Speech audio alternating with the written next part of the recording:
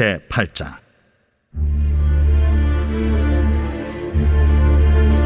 여호와께서 여호수아에게 이르시되 두려워하지 말라, 놀라지 말라. 군사를 다 거느리고 일어나 아이로 올라가라. 보라, 내가 아이 왕과 그의 백성과 그의 성읍과 그의 땅을 다 네 손에 넘겨주었으니 너는 여리고와 그 왕에게 행한 것 같이 아이와 그 왕에게 행하되 오직 거기서 탈취할 물건과 가축은 스스로 가지라. 너는 아이 성 뒤에 복병을 둘지니라. 이에 여호수아가 일어나서 군사와 함께 아이로 올라가려 하여 용사 3만 명을 뽑아 밤에 보내며 그들에게 명령하여 이르되 너희는 성읍 뒤로 가서 성읍을 향하여 매복하되 그 성읍에서 너무 멀리 하지 말고 다 스스로 준비하라. 나와 나를 따르는 모든 백성은 다 성읍으로 가까이 가리니 그들이 처음과 같이 우리에게로 쳐 올라올 것이라. 그리할 때 우리가 그들 앞에서 도망하면 그들이 나와서 우리를 추격하며 이르기를 그들이 처음과 같이 우리 앞에서 도망한다 하고 우리의 유인을 받아 그 성읍에서 멀리 떠날 것이라. 우리가 그들 앞에서 도망하거든 너희는 매복한 곳에서 일어나 그 성읍을 점령하라. 너희 하나님 여호와께서 그 성읍을 너희 손에 주시리라. 너희가 그 성읍을 취하거든 그것을 불살라 여호와의 말씀대로 행하라. 보라, 내가 너희에게 명령하였느니라 하고 그들을 보내매 그들이 매복할 곳으로 가서 아이 서쪽 베델과 아이 사이에 매복하였고 여호수아는 그 밤에 백성 가운데에서 잤더라. 여호수아가 아침에 일찍이 일어나 백성을 점호하고 이스라엘 장로들과 더불어 백성에 앞서 아이로 올라가매 그와 함께 한 군사가 다 올라가서 그 성읍 앞에 가까이 이르러 아이 북쪽에 진친이 그와 아이 사이에는 한 골짜기가 있더라.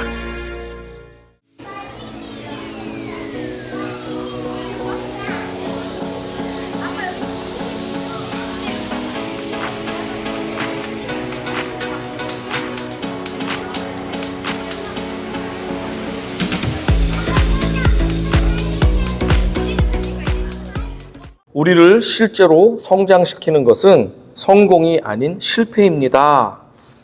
Virgin Atlantic이라는 항공사 그리고 Virgin Records라는 음반 회사를 비롯해서 수백 개의 기업을 소유하고 있는 버진 그룹의 창업자 리처드 브랜슨이라는 사람입니다. 이 마크의 비행기 이렇게 보셨죠? 그리고 CD 앨범 같은 데 보면 요 상표가 있는데 이 그룹의 창업주가 이런 말을 했습니다.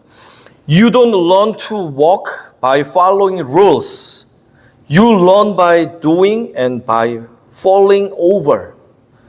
무슨 말입니까? 당신은 규칙을 따르면서 걸음마를 배우지 않았다.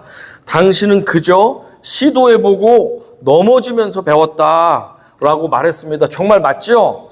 걸음마를 교본이나 교과서를 보고 배우는 어린이가 없잖아요. 아기가 하면서 넘어지면서 코가 깨지고 머리통이 막 멍이 들면서 걸음을 배운다. 이 말입니다. 정말 맞는 말입니다.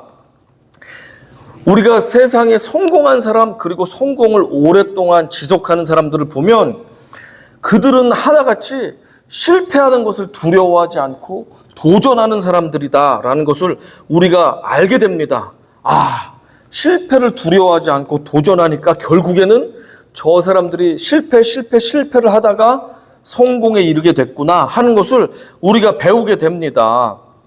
그러나 평범한 우리들은 좀 그렇지 못합니다. 우리는 성공은 원하지만 실패는 두렵고 무섭고 싫습니다. 그래서 무언가를 새롭게 배우거나 시도해보는 것에 대해서 용기를 못 내고 포기하는 경우가 상당히 많습니다. 보통 사람들은 실패가 두려워서 시도해보지 못하다가 성공도 없고 실패도 없는 그런 저런 인생을 살게 되는데 성공한 사람들은 실패를 두려워하지 않고 도전하다 보니까 결국에는 성공을 만나는 것을 많이 보게 되었습니다.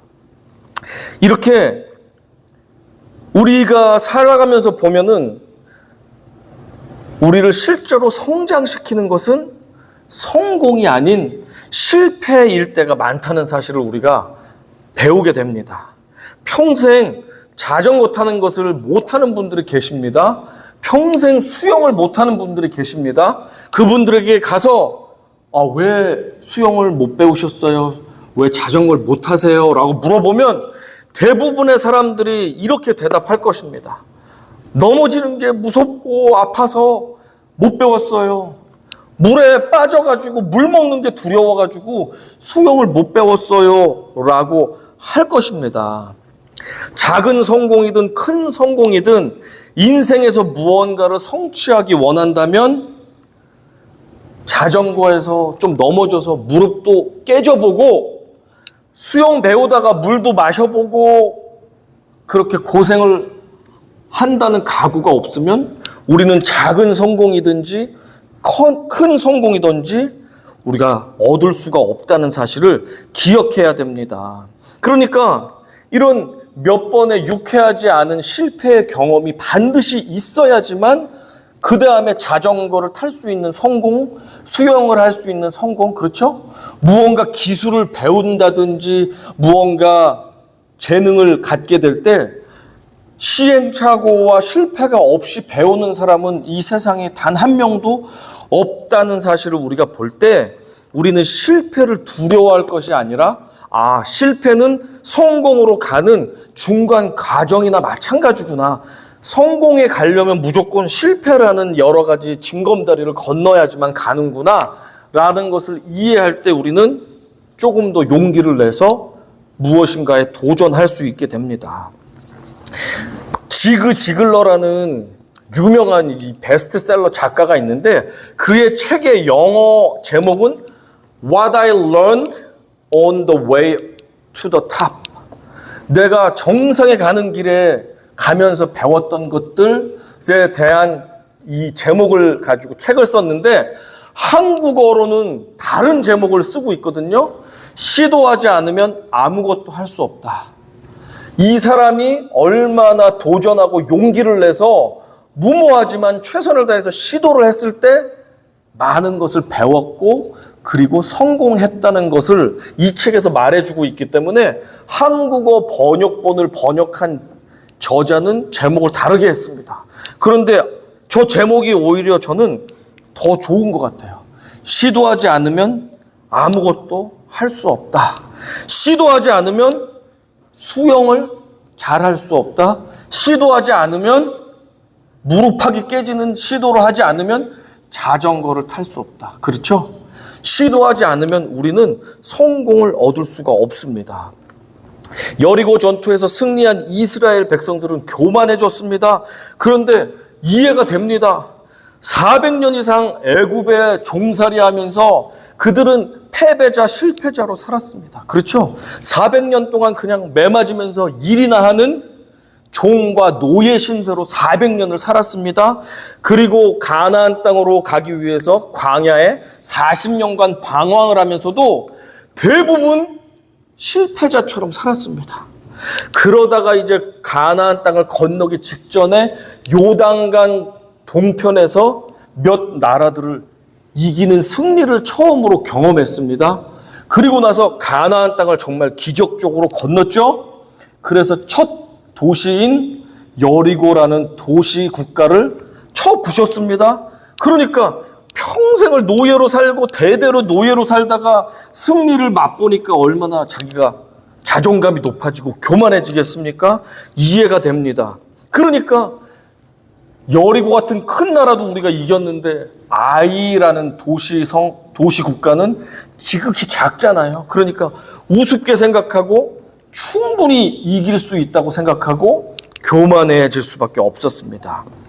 그 결과 하나님의 도우심을 구하지 않고 그냥 자기 계산기를 두들겨서 이 정도 인원이면 3,000명이면 충분히 하고도 남겠다 하고 3,000명을 그냥 기도도 하지 않고 고민도 하지 않고 여호수아는 전투를 시작했습니다. 그 결과는 패배했고 죄 없는 36명의 사람들이 죽임을 당했습니다. 그리고 하나님의 이름과 이스라엘 백성들이 야 저거 알고 봤더니 별거 아니네 라는 조롱을 받게 되었습니다. 이렇게 쓰라린 실패를 통해서 어떤 사람은 잘 실패를 공부해가지고 그 다음에 성공에 이르게 하는 성실한 사람이 있는 반면에 어떤 사람들은 실패를 그냥 별 생각 없이 내팽개에 치워가지고 성공을 배우지 못하는 사람이 있습니다. 자, 실패를 통해서 배우는 게 중요합니다. 왜냐하면은 우리를 실제로 성장시키는 것은 성공이 아니라 실패이기 때문에 그렇습니다. 이렇게 아이성과의 전투에서 실패한 여호수아와 또 장로들은 하나님 앞에 나아가서 흙을 뒤집어 쓰고 옷을 찢으면서 회개하면서 그렇게 하나님 앞에 나갔습니다. 하나님은 그의 뉘우침을 보시고 방법을 알려주었습니다. 왜 패배했냐? 너희 중에 거룩함을 잃어버린 사람이 있었다. 내 명령대로 순종하지 않고 그 탐나는 물건들을 자기 것으로 훔친 도둑놈이 있었어. 그놈 때문에 너희 모두가 패배한 것이다. 그와 그의 가족들, 동조자들을 다 제거해라. 해렘시켜라. 그리고 나서 거룩함을 회복하면 내가 너희를 용서해주고 다시 승리를 주겠다라고 하나님이 알려주셨습니다. 이스라엘 백성들은 고통스러웠지만 그 전체 이스라엘을 한 몸이라고 했을 때 암덩이와도 같았던 존재가 있었습니다. 아간이라는 사람이 하나님의 명령을 어기고 온 백성들이 고통받거나 상관없이 자신의 유익을 위해서 물건들을 챙겼죠. 아간의 이름은 트러블 메이커라고 했습니다. 그를 돌로 쳐 죽이고 그의 가족과 돌로 함께 묻었습니다. 그곳 이름을 아골 골짜기라고 하는데 아골은 아간의 또 다른 이름이에요. 성경에 보면 아간을 아골이라고 말하는 부분이 있어요. 그래서 고통의 골짜기, 트러블 메이커가 이스라엘을 고통 가운데 했고 그 결과 고통의 골짜기에서 묻히게 되었습니다. 비로소 이스라엘은 실패를 통해서 자신을 되돌아보고 성장하는 시간을 갖게 되었습니다. 이를 만약에 바둑 용어 아시죠? 바둑을 영어로 뭐라고 하냐고 봤더니 고더라고요. 고가 바둑의 영어 이름이더라고요. 바둑의 용어를 빌어서 말하자면은 여호수아는 복기의 복기를 거듭하였을 것입니다. 복기란 무엇이냐? 지난 것들의 패배 원인을 뒤돌아보면서 분석하는 걸 복기라고 하거든요. 이렇게 여호수아는 바둑으로 치면 복기를 하고 또 복기를 했을 것입니다. 왜 우리가 패배했을까? 왜 하나님을 의존하지 않았을까? 이런 것을 여호수아는 복기하고 복기했을 것입니다. 제가 복기가 어떻게 하는 것인지, 바둑에서 복기를 어떻게 하는지, 패하면 어떻게 내가 원인 분석을 하는지 그것을 찾아보니까 이렇게 되어 있더라고요. 이 복기의 프로세스 과정이 이렇게 되어 있습니다. 첫 번째 순서, 판의 초기 상태 설정입니다. 바둑판을 초기 상태로 되돌립니다. 흑돌과 백돌이 각각 첫 수를 둔 상태로부터 시작합니다. 다 싹 치우고 처음부터 놓는 거야. 하나 둘. 두 번째, 초반부터 한 수씩 재현을 합니다. 그래서 게임이 시작된 첫 수부터 끝까지 두었던 모든 수를 순서대로 기억해서 하나하나 다시 둡니다. 각 수가 두어진 이유와 그 수가 좋았는지 잘못된 선택이었는지를 생각하면서 재현을 합니다. 세 번째, 중요한 국면에 있어서 멈추고 이제 분석을 시작합니다. 중요한 결정이나 분기점에서 멈춰서 그 당시의 선택이 최선이었는지 다른 대안이 있었는지 없었는지를 생각해 봅니다. 이 단계에서 상대방의 입장에서 다른 수를 선택했을 경우 어떠한 결과가 나왔는지 한번 또 따져보는 거예요. 네 번째, 실수와 개선점 확인. 실수했던 부분을 찾아내고 왜 그런 실수가 나왔는지, 그리고 더 나은 수가 있었다면 무엇이었는지를 찾아봅니다. 다섯 번째, 대안적인 수 검토. 각 중요한 순간마다 다른 대안을 생각하고 만약 다른 수를 두었다면 게임이 어떻게 달라졌을지를 생각해 봅니다. 여섯 번째, 전체 게임을 다시 한번 돌이켜보기. 복귀 과정에서 얻은 교훈을 바탕으로 전체 게임을 다시 한번 빠르게 돌이켜보며 전체적인 흐름을 이해하고 개선점을 확인합니다. 일곱 번째로 결론 도출 및 교훈 정리. 마지막으로 복귀 과정을 통해 얻은 교훈을 정리하고 그 다음 게임에 적용할 전략과 전술을 생각합니다. 이렇게 복귀를 통해서 자신의 약점은 보완하고 상대방의 강점을 파악해서 어떻게 대비할 것인지를 준비해서 실력을 향상시킬 수가 있습니다. 마찬가지로 여호수아는 곰곰이 돌아보고 내가 왜 실패했을지를 파악하여서 하나님 없이 또 내 생각만으로 그리고 거룩함이 없이는 우리가 이길 수가 없구나라는 결론을 분명히 발견했을 것입니다. 이제 하나님께서 자신의 잘못을 깨닫고 뉘우치고 배운 여호수아와 이스라엘 백성에게 나타나셔서 다시 말씀하십니다. 1절 같이 읽어보겠습니다. 시작. 여호와께서 여호수아에게 이르시되 두려워하지 말라 놀라지 말라 군사를 다 거느리고 일어나 아이로 올라가라. 보라, 내가 아이 왕과 그의 백성과 그의 성읍과 그의 땅을 다 내 손에 넘겨주었으니. 하나님께서 맨 처음에 하신 말씀이 인상적입니다. 맨 처음에 뭐라고 하세요? 여호와께서 여호수아에게 이르시되, 맨 처음에 한 말이 뭐예요? 두려워하지 말라, 놀라지 말라. Do not be afraid, do not be discouraged. 두려워하고 놀라지 마라 라고 말하는 이유는 상대방이 지금 어떻다는 거예요? 상대방이 어떻다는 거예요? 두려워하고 있고 놀라고 있다는 거죠. 또 지면 어떡하지?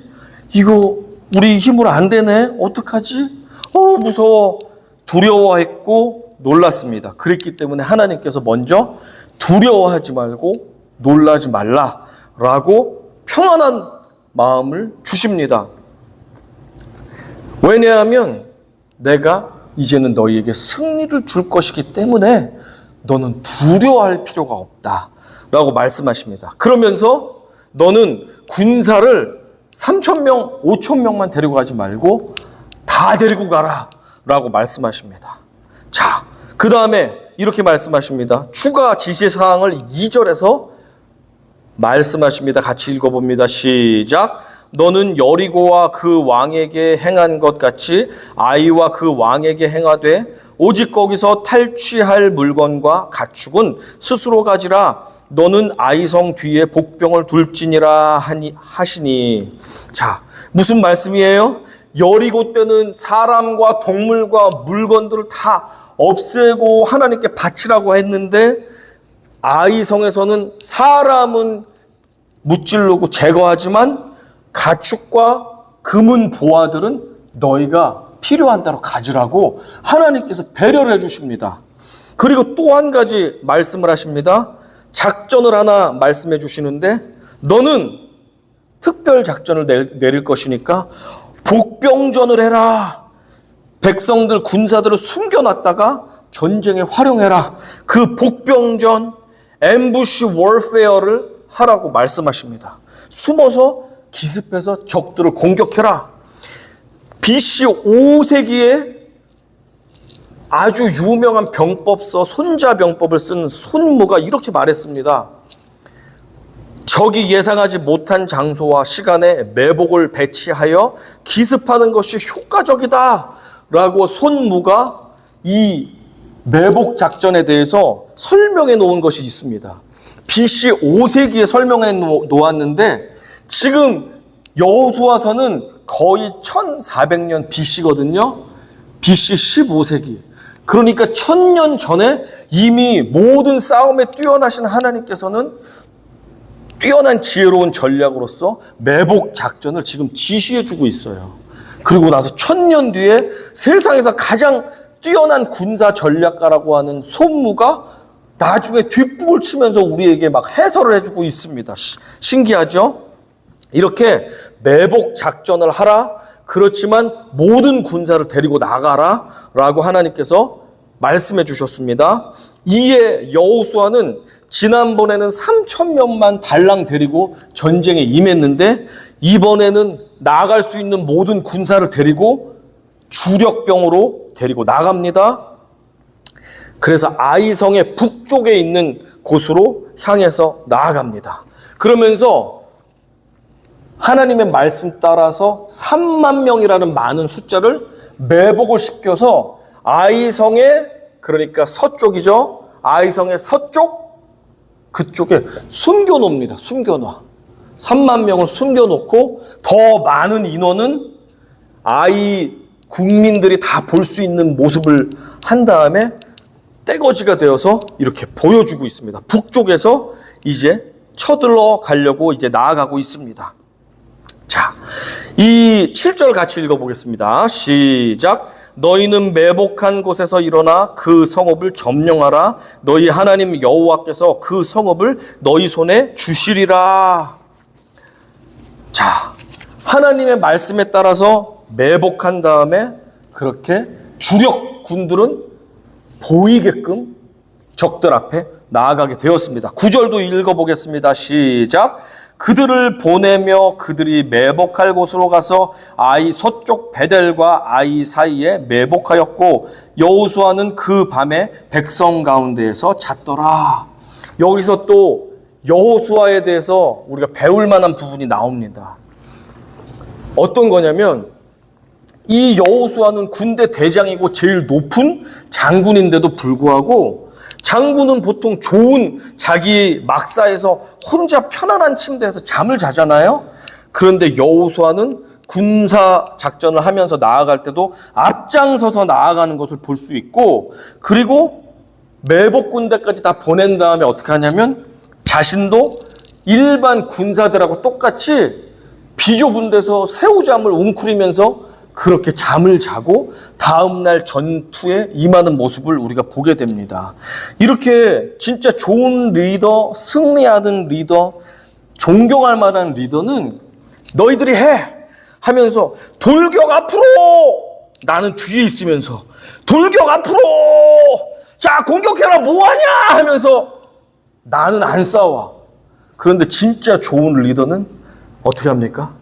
자, 나를 따르라! 하면서 맨 앞에서 용기 있게 싸웁니다. 내가 칼에 맞을 수도 있고 활에 맞을 수도 있고 다칠 수도 있고 죽을 수도 있는데, 그러니까 팔로워들이 우리 장군도 목숨을 걸고 싸우는데 졸병들이 왜 안 싸우겠습니까? 그렇죠?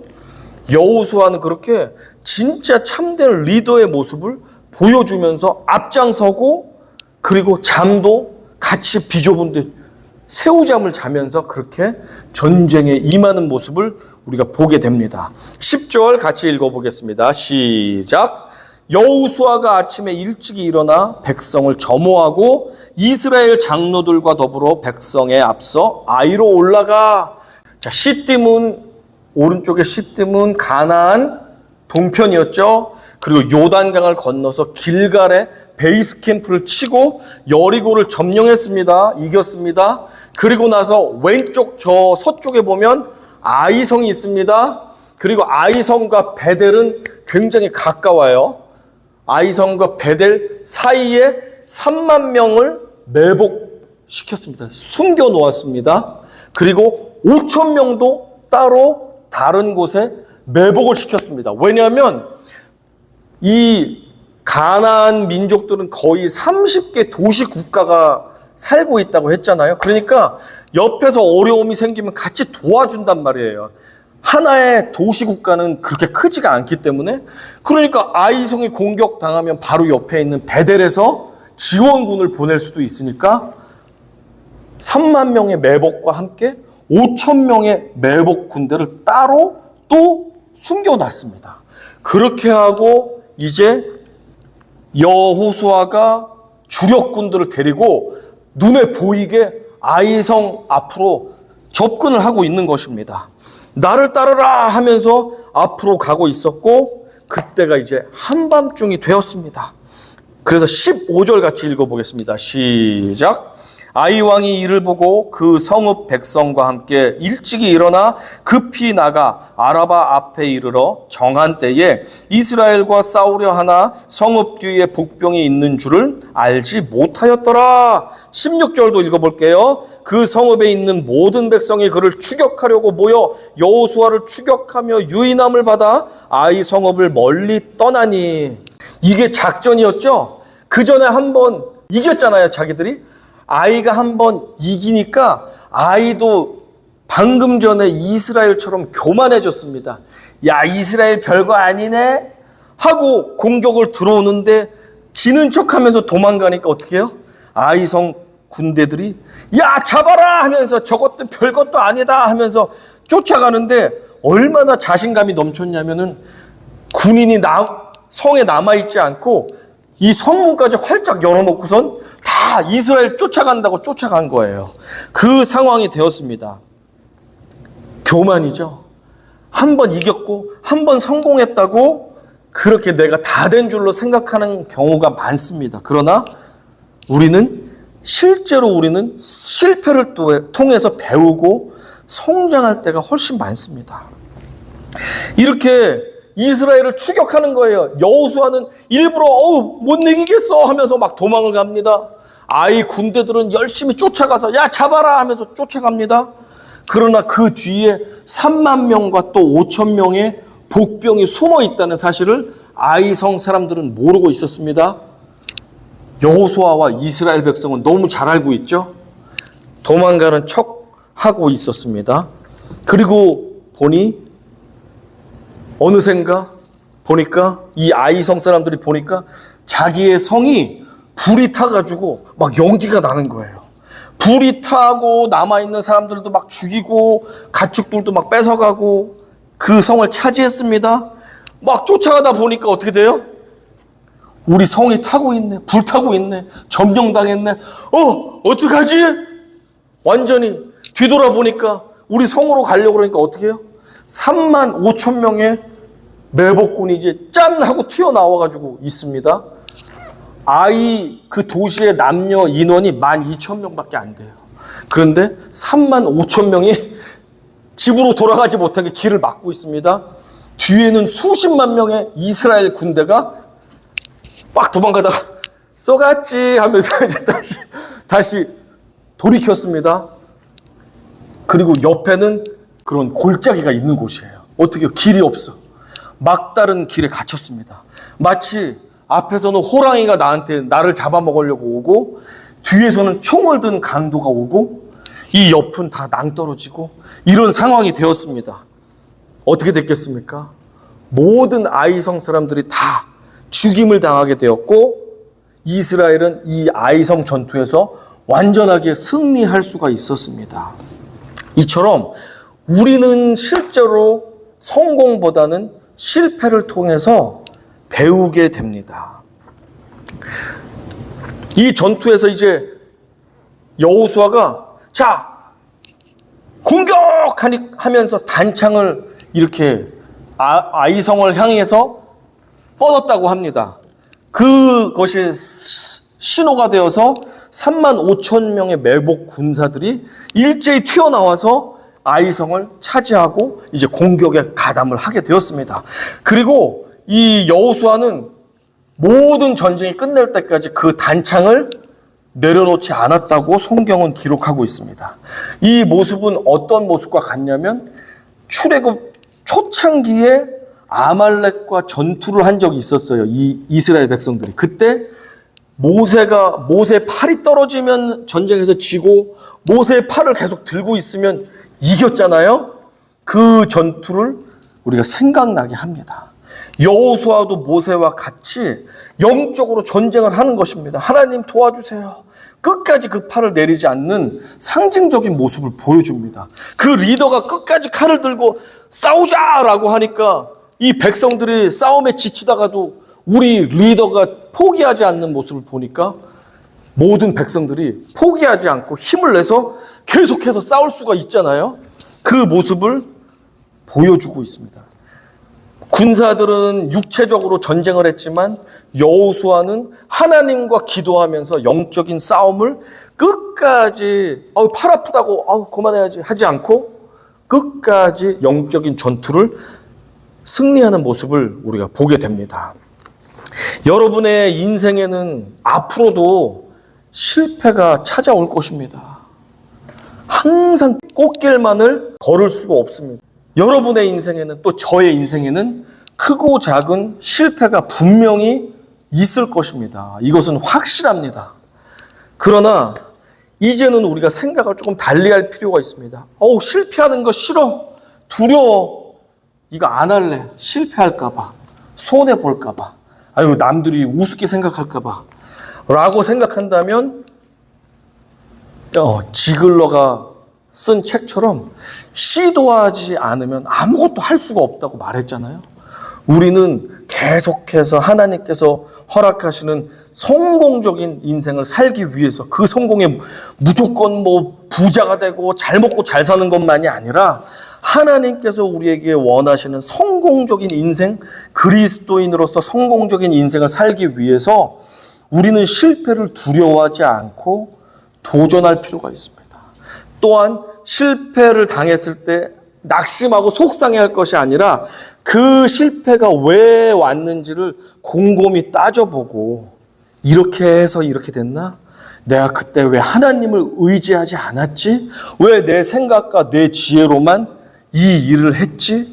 돌아보면서 우리가 실패한 이유를 찾고 그리고 성공하기 위해서 하나님의 도우심이 필요하고 내 안에 더러움과 죄악들을 회개하고 정결하게 씻어내는 것이 필요하고 나 혼자만 하는 것이 아니라 믿음의 동역자와 함께 싸워야 할 때는 함께 싸워야 이길 수 있는구나 라는 것들을 우리가 실패할 때마다 복귀하고 되새기고 분석한다면 우리의 다음 전투에서는 하나님께서 싸워주시기 때문에 우리가 거룩함을 회복하기 때문에 우리의 지혜로운 작전과 우리의 성실한 노력으로 인해서 우리는 성공을 맛보게 될 것입니다.